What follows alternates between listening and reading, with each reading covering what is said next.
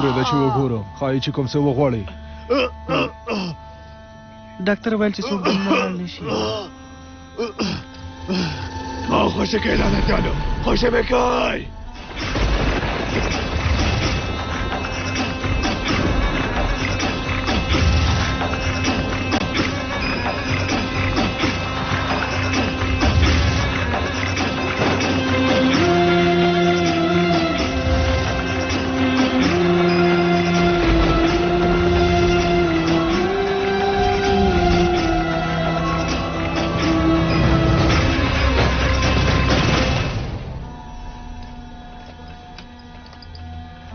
ماما تی ورور با جوړ شي. خوشه مې کوي.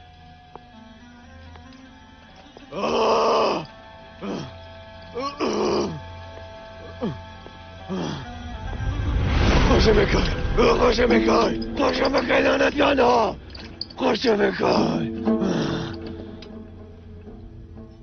ډاکټر صاحب د مخدراتو په برخه کې متخصصه ده. د مامتې لپاره ښه ده. ژوندی اوسئ.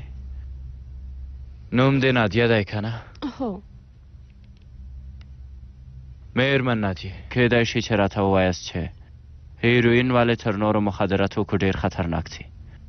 څه علت دی چې انسان د دې مادې په وړاندې خپل مقاومت له لاسه ورکوي؟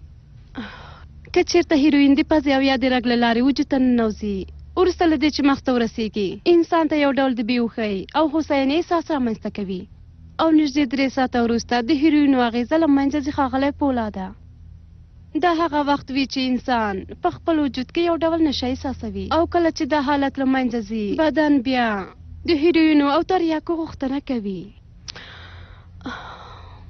د نورو نشهیي توکو په نسبت د هیروینو خطر په دې کې دی چې هم بیولوژیکي ضرر لري او هم رواني ضرر. یعنی چې په څو ورځو کې کیدای شي چې په یو عادت باندې واوړي.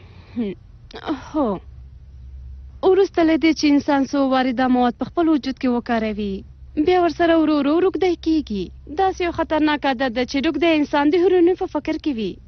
عضلې کمزوري کېږي، ټول وجود یې درد کوي، زړه بدوالی لري او لرزه ورته پیدا کېږي او حتی له سترګو نه یې اوښکې ځي.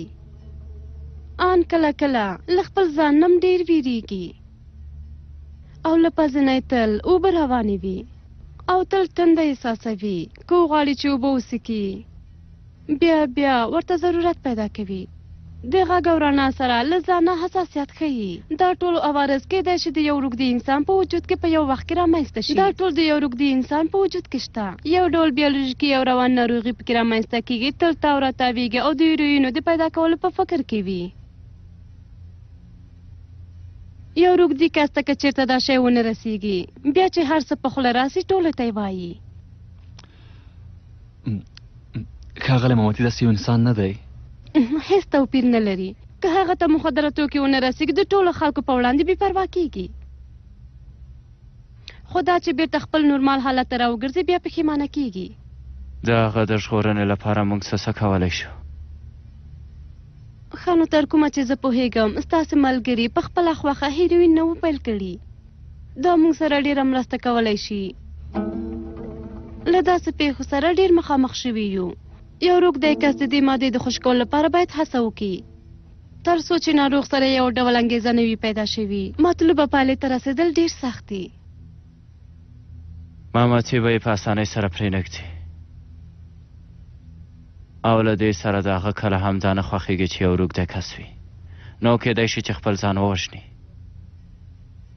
دا کار یې هم درملنې ته ګټه لري او هم تاوان.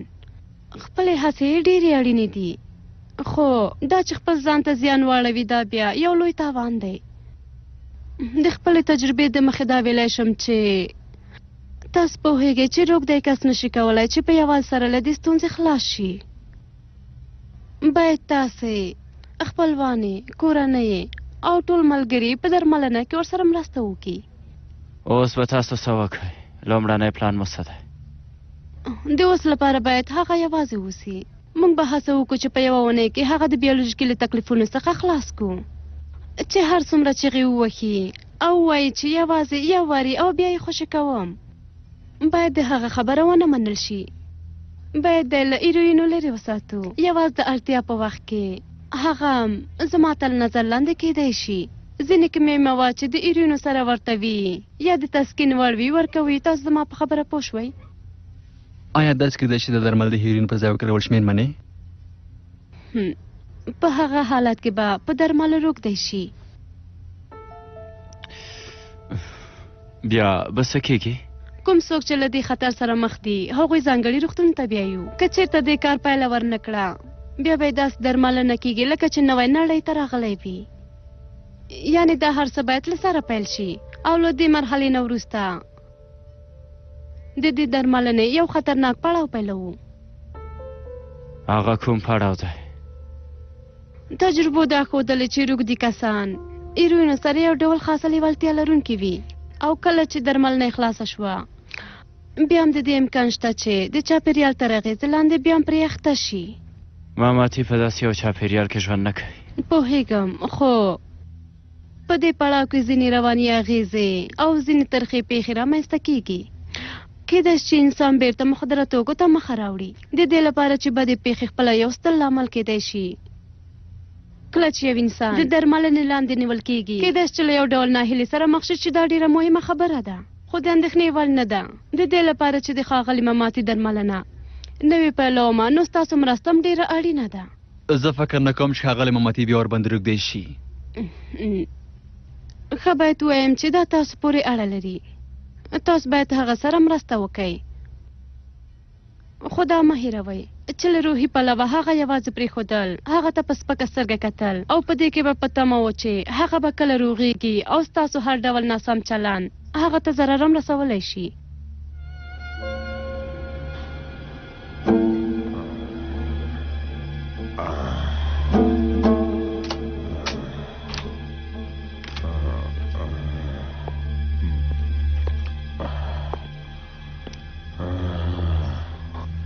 څنګه یې ماماتي؟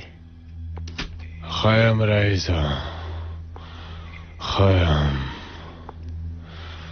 لږ مخکې مې وضعیت خراب شو. ټول ځان مې درد کوي. د دې لپاره چې په عضلو یې فشار راځي ځکه یې وجود درد کوي.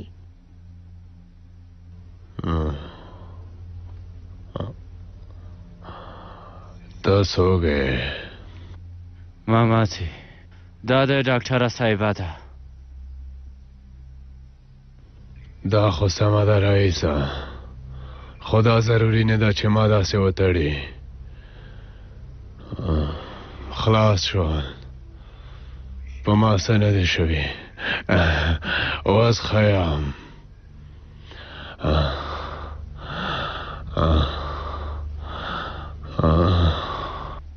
کله کله داسې حالات رامنځته کېږي ماماتي. لږ حوصله ولره، له خیره ښه به شي. رئیسه کېدای شي چې یوازې خبرې وکړو. هیله کوم ډېرې لنډې.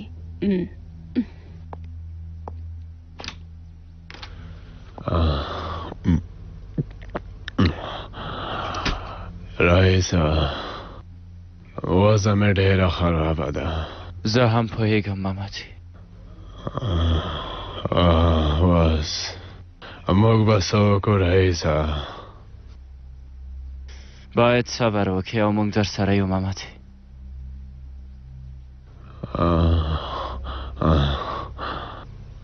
رئیسه ولې موږ سره داسې وشول؟ باید نوی شوی، باید نوی شوی. له هیچا سره هم باید داسې ونه شي. له هیچا سره به هم داسې ونه شي. ته یوازې یو ځل ښه شه. رئیسه ته رښتیا وایې، ما سره ژمنه وکړه که زه له دې ناولې ناروغۍ نه ښه نه شم بیا ما مه پرېږده چې د ذلت ژوند وکړم. ما له دې نړۍ نه بېغمه کړه.